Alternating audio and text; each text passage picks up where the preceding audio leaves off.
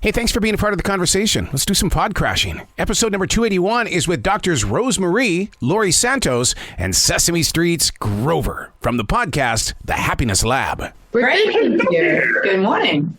I got to tell you, I'm so proud of you for doing exactly what you're doing, because you are lifting the game of podcasting, because for so many years, it's always been that hobby. But you have realized that it can be a part of our lives and it can change our communities. And that just warms my soul. That's awesome. Thanks, Arrow. To put it all together, though, because you're taking chances, because you know you've got to be hitting those walls where people say, no, no, no. What are you doing again? Oh, okay, come back to me when you have a better idea. Yes. No, this is a really important podcast. I am so proud to be a part of it. Yeah. Now, to bring it all together, because it's such a global phenomenon inside my heart. How do you include everybody? That to me is the magic of the Happiness Lab. Yeah, I think this is everybody wants to be happy, right? Right. Yeah. As Grover points out, it's easy because so many people are really struggling with their well-being now, right? And I think this is one of the reasons that we were so excited for this partnership with Sesame Street. Often on the Happiness Lab, we're thinking about strategies that adults can use to feel better, to feel less stressed, to feel overwhelmed. But these days, we're realizing that we need to start extending those strategies to children, too. We need to start thinking about the kinds of things that kids can be doing to feel better. And in partnering up with RoseMarie, what we realized was that there's so many really simple strategies that we can teach to adults, but they're also the same kinds of things that even a 3-year-old can do too. Right, RoseMarie? These are the kinds of things. What are some of those strategies? Right. So when children are overwhelmed by their big feelings, one of the first things we want to do is to do deep belly breathing, right? I'm good at that. Okay, let's all do it together. So we're going to slowly breathe in through our nose. And out our elbows. And you want to repeat this a couple of times because we want children to actually have their feelings calm down a bit. So then we can talk about what they're feeling, right? We want to give children their emotional vocabulary, right? So, Grover, sometimes you're... Yeah, I like to label my emotions. Right. I write them down on Post-it notes, and then I stick them on there. Right. And once you have the word, like, I'm feeling afraid, or I'm nervous. You're nervous? I'm frustrated. You're nervous. You should not be kidding me.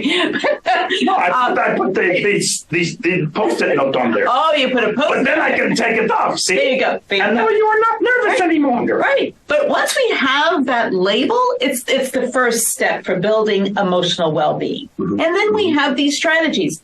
Belly breathing, and sometimes you want to move your body and move it out, or you want to shift your attention, and we use our 5 senses, right, Dr. Santos? And what 5 things do we see? What 4 things do we hear? What 3 things can we smell, right? Yeah. And by then, it gives you an opportunity to be with that emotion, and then you could move on. As Dr. Santos tells us, emotions come and go. Mm-hmm. It's interesting that you bring that up, because one of the things that I really talk a lot about on iHeartRadio is transitions, learning to understand our personal transitions. And I'm in love with the idea that you're inviting them to write, because I've been a daily writer for 29 years. You have won my soul. You really have. Yeah, with adults, we talk a lot about journaling practices, right? Just simple ways you can kind of talk through what's happening. It's trickier for a 3-year-old, but of course we can teach 3-year-olds to use their own words. They might not be writing these things down, but they can label what they're going through. And there's so much evidence. The simple act of labeling allows us to realize, oh, I kind of understand what this is. And then once we have a label, we can figure out a strategy to deal with that, right? If we're feeling sad, we might be able to talk to somebody. If we're feeling disappointed, we might be able to look towards blessings. If we're feeling kind of anxious or scared or overwhelmed, we might be able to get back into our senses. And so kind of writing, or even if you're a kid, just labeling can kind of get you to the point where you can figure out what to do with that emotion. So you're not kind of suppressing it, but you're taking some action to make yourself feel better. Yeah, and I remember when I was little, my mom and daddy helped me. Because I did not know sometimes what I was feeling. Right. And they helped me understand that I was maybe sad or I was frustrated. Yeah. And that's so important for the adults in children's lives to understand these practices and to model these practices and to practice with their children, right? Because we're laying these foundational skills, and these are lifelong skills, right? Mm-hmm. Everybody needs these mindfulness activities to help them be with their emotions. Mm-hmm. You should talk to Big Bird. Yeah. He's got the biggest.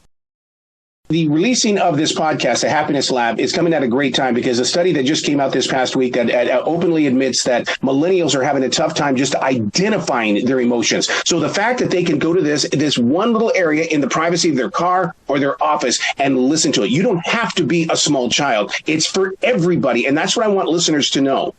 Yeah, and I think this is really important. One of the things that I hear so often is that, parents who listen to this stuff, even when the podcast is about kids and helping kids label emotions, parents are reminded, that's a great thing for me too. Mm-hmm. The teenager in the car who's listening to this and realizing there's a difference between being disappointed and being overwhelmed. And understanding that difference might be really critical for figuring out what to do next to feel better. Parents need the language, right? They need to know how to deal with this. Is a pain point for parents when their children are overwhelmed by their emotions. Parents don't necessarily know what to do, what to say. And in this podcast, we are providing the script, so to speak, for parents. We're giving them the words. We're giving them the language. But most importantly, we're giving them the strategies, the how-tos to help their children. Yeah. Wow. Yeah. There's got to be a place where families can go beyond the podcast, because I realize it's a 3-part series. I mean, when they start starving for that 4th part, there's got to be a website where they can go to grow more. Yes, and Sesame has, Sesame Workshop's mission is to help kids grow smarter, stronger, and kinder. And the stronger is about building resiliency skills. And so at Sesame, Sesame.org is a wonderful website for parents to learn more about these wonderful materials that we put together. Yes, we have a website. because in my free time, sometimes I do web design. Oh, well, you have to help us out. You absolutely have to help us out with that. Okay. Well, your hearts are in the right place, and I want to continue on with this conversation. Absolutely. Excellent. Will you guys be brilliant today, okay? Thank you so much. Thanks, Arrow. Talk to you soon. Thank you. Thank you.